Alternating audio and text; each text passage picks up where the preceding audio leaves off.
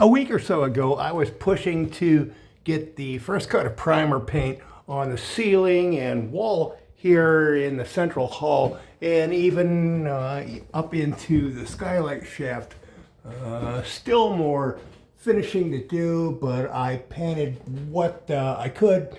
Gotta seal this stuff up. Anyway, a problem I had was these original collar ties. They, over 100 years old, original virgin growth, northern pine, and the resins inside that stuff were not, the paint wouldn't cover it. So I had to put a sealer coat on it. And doggone it, that stuff I put on, it took, it's been like a week now and it's finally almost dry. So I'm thinking, what am I going to do while I'm waiting for that stuff to dry? And then I came over to this wall here. So I'm building a kitchenette. Over the years, I have built, give or take, 100 kitchens. But I have never built a kitchenette. This is the most minimalist kitchen I have ever built. The whole thing here, we got a door that opens up here. I got a handle, there it is, that I can, I need to leave this space open. I cannot have any cabinetry here because I need to leave that space open to shove that ladder into there. So I suppose if I really wanted to go crazy, I could build a tiny cabinet there, but I'm not going to go there. Well, anyway, once I put in this countertop here, boy, I spent a lot of time fidgeting with that and made it up with whatever stuff I got laying around, and I created something that, love it or hate it, it is unique. So, there you go.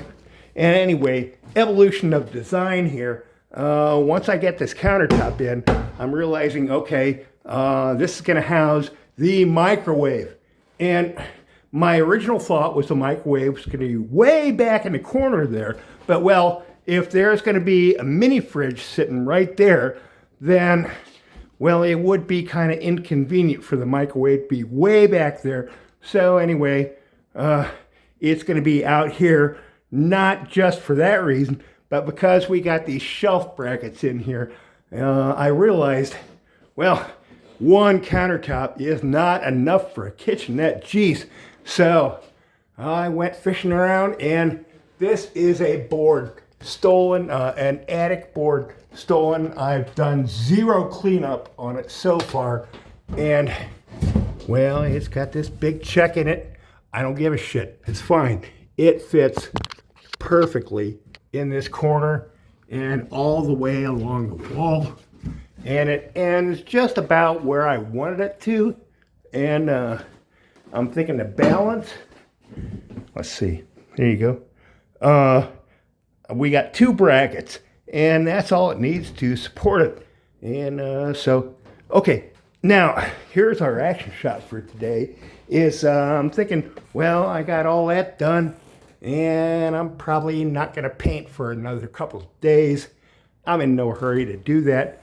But, oh yeah, the brackets. Well, here we have, I have them in with just one screw so far. Because, well, as you can see, it looks like I'm going to have to move it over a quarter inch at least, maybe more, to clear that. That one's good. Down here on the underside, these brackets are just barely short of the countertop.